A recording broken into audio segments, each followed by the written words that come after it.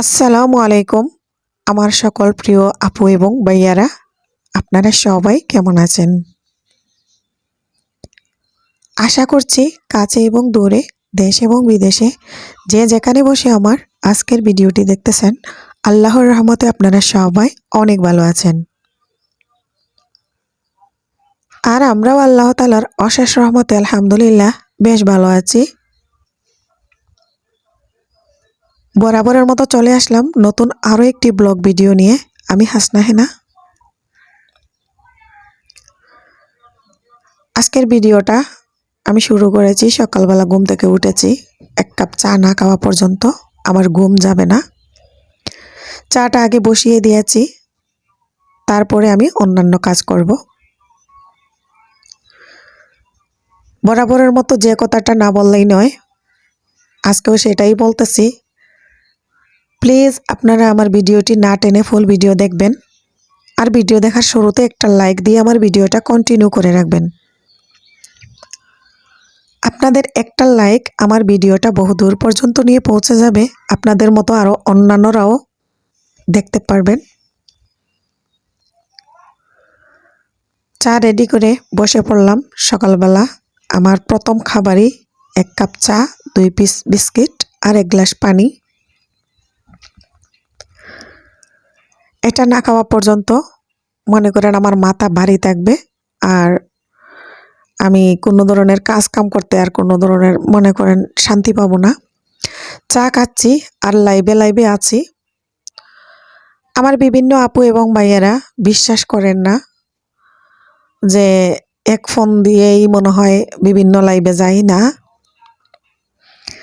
আমার 2টা ফোন। যখন হাতের কাছে একটা ফোন না থাকে তখন একটা ফোনই আমার, একটা লাইভেই থাকি।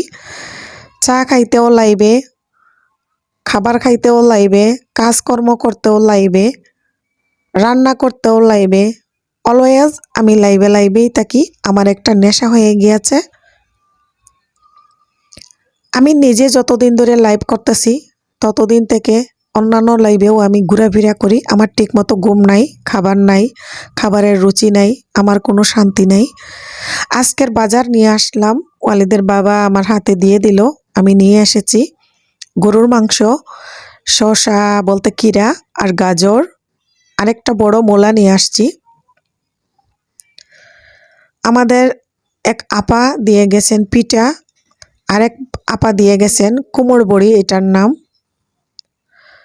তাই কুমড় বড়িটা আমাদের সিলেটে নাই, আমি এটা চিনি না। তো সব কিছু আজকে একসঙ্গে বের করে নিয়েছি। তো খাবো পিঠা, একটু খাওয়া দাওয়া করে। তো গরুর মাংস যেহেতু বেশি, একসঙ্গে তো আর এত কিছু রান্না করা যাবে না। 3 ভাগ করে 2 ভাগ রেখে দিচ্ছি, আর 1 ভাগ রান্না করব। রান্না করার জন্য আমি প্রস্তুতি নিয়ে নিয়েছি। যেহেতু মূলা নিয়ে আসছি, আলু আর ভালো লাগতেছে না আমার, যেহেতু হাই প্রেশার। গরুর মাংস আমার খাওয়া নিষেধ, খেতে পারবো 1-2 টুকরা। তো গরুর মাংসর মধ্যে কয়েক পিস মূলা সিদ্ধ করে বাপ দিয়ে পানি ফেলে দিয়ে দিব, যাতে আমি খেতে পারি। ওয়ালিদের বাবা মাংস খাবে আর আমি মূলাটা খাবো। মূলাটা ব্লক এসে গেছে, পানি ফেলে দিব। এর মধ্যে পিঠা একটু খাইয়া দেখি কেমন লাগে। এই পিঠাটা দেখে আমার রুচি আসে না। এটা শেরপুর, জামালপুর দেশের ঐতিহ্যবাহী পিঠা। আমি ওইসব পিঠা বানাতেও পারি না, আমার খাবারেরও তেমন রুচি আসে না এইসব পিঠা দেখলে। তো রেখে দিয়েছি, আবার খাবার খেতে ইচ্ছে করলো না। রান্না করার জন্য চলে এসেছি কিচেনে, বসিয়ে দিলাম ফ্রাই প্যান চুলায়, দিয়ে দিলাম দারচিনি, এলাচি, লং, গোলমরিচ দিয়ে তারপরে দিয়ে দিলাম 1.5 কাপ পরিমাণ পেঁয়াজ কুচি, দিয়ে দিলাম রসুন বাটা, আদা বাটা। এগুলো আমি পরিমাণ মতো দিচ্ছি।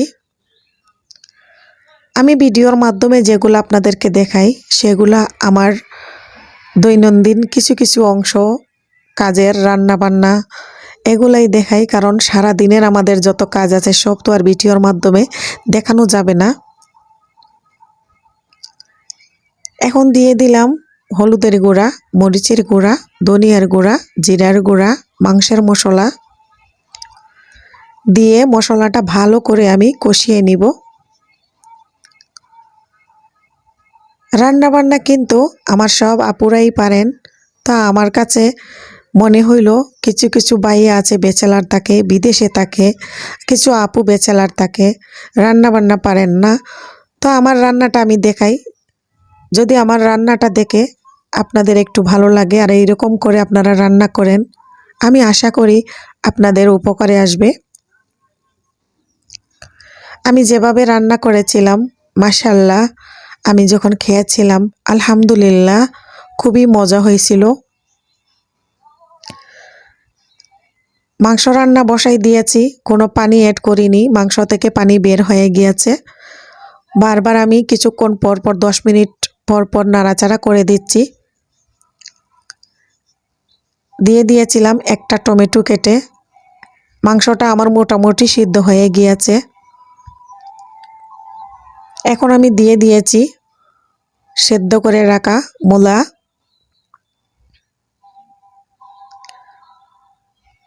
এরকম বড় বড় টুকরা করে মূলা দিয়ে গরুর মাংস রান্না করতেন আমার নানি। আর আমার নানা এরকম গরুর মাংস দিয়ে মূলা খেতে খুব পছন্দ করতেন। সেটা আমার মনে পড়ে গেল আজকে। আর আমার নানির রেসিপিটা আমি ট্রাই করলাম। মাশাআল্লাহ, আমার নানির থেকে রান্নাটা আমার কিন্তু কম হয়নি। একদম আমার নানির রান্নার মতোই আমার রান্নাটা হয়েছিল। কথা বলতে বলতে ভিডিওর শেষ পর্যায়ে চলে এসেছি। এতক্ষণ অনেক বকবক করলাম। আমার কথাবার্তার মধ্যে যদি কোনো ভুল ত্রুটি হয়ে থাকে আপনারা আমাকে ক্ষমা সুন্দর দৃষ্টিতে দেখবেন। আর নতুন নতুন যে আপু এবং ভাইয়েরা আমার ভিডিও দেখছেন, প্লিজ আমার ভিডিওটি দেখে যদি ভালো লেগে যায় একটা সাবস্ক্রাইব করে আমার পাশে থাকবেন। সাবস্ক্রাইব করার পর পাশে থাকা বেল আইকনে ক্লিক করে দিবেন, তাহলে আমি ভিডিও ছাড়ার সাথে সাথে আপনাদের কাছে নোটিফিকেশন চলে যাবে, আপনারা আমার ভিডিওটি দেখতে পারবেন। এখানে বিদায় নিয়ে নিচ্ছি। আল্লাহ হাফেজ, আসসালামু আলাইকুম।